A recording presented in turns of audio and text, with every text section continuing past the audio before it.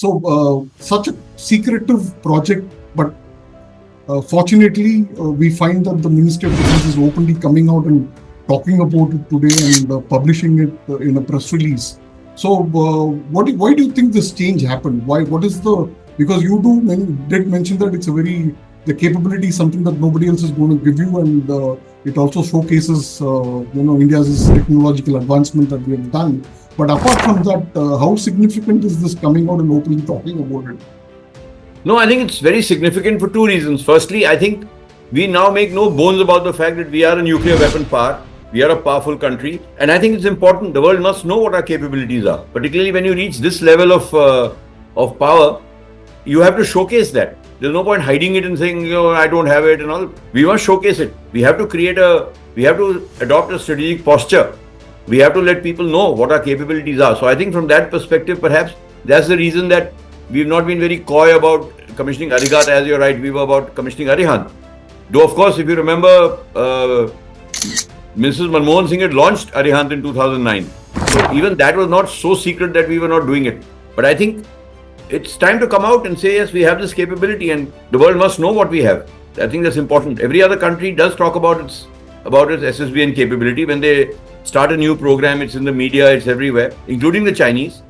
So there's no reason for us to hide it. That's number one. Secondly, it's a message that, look, we are now very much there and this is our new posture and we are going to tell you we have it so that you take heed of it. I think that is an important part of it as well. So it's essentially a messaging that we are sending across both to our two arch rivals in the west and the north, and also to the world powers around world in general, world in general, and Indo-Pacific in particular. So and that's because it brings a certain this capability brings a certain amount of prestige with it.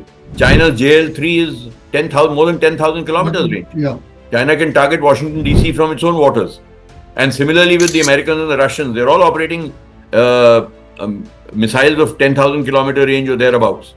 So we have to now reach that level of deterrence. It will take time, obviously, but the fact is that we are headed in the right direction. We are making incremental progress, but even now our capability is, I wouldn't go to the extent of saying it's not credible, but certainly to make it fully credible, we need to go that extra mile and get a force level of 4 SSBNs. That would make it, and I think the way the progress is going, by the end of this decade, perhaps we should be there. Yeah. So the Chinese are operating around 6 Jin class SSBNs at this point. They have the 094 and now they're developing a new class of SSBN called the 096. So we have a lot of catching up to do, obviously. Yes. But this is a continuous program. It's not a zero-sum game. It's not if he has so many, I have so many. It's what I can put against you. Because when you create an ecosystem of large and small industry, they need continuous orders. Now, a small guy is not going to make a huge investment if he's told, I just need 2 of something or 3 of something. It's not worth it for him. So he has to be told, submarines are not going to be built every day, but I can assure you that if you deliver something good to me now, I assure you the next order will also be yours. Or the order after that will be yours, if I'm satisfied with your product. In our case, half the time we say, okay, you give us what you got. When it's time for the next one, we'll take a look again. We'll again have a competitive bidding process. That's very discouraging for industry. So I think now, with the thrust on defense exports, with the thrust on defense industry, with Make in India, indigenization, positive indigenization lists, perhaps this policy lacuna will get addressed to a certain extent. And MSMEs particularly, which are the fountainhead of technology, will get the sort of support they've been asking for many years. In terms of the conventional program, we have, so far only one shipyard has built conventional submarines, that's Mazagon Docks Limited. They built 2 submarines with German support in 92 and 94, and then they built the 6 Type 75 French Scorpion submarines. One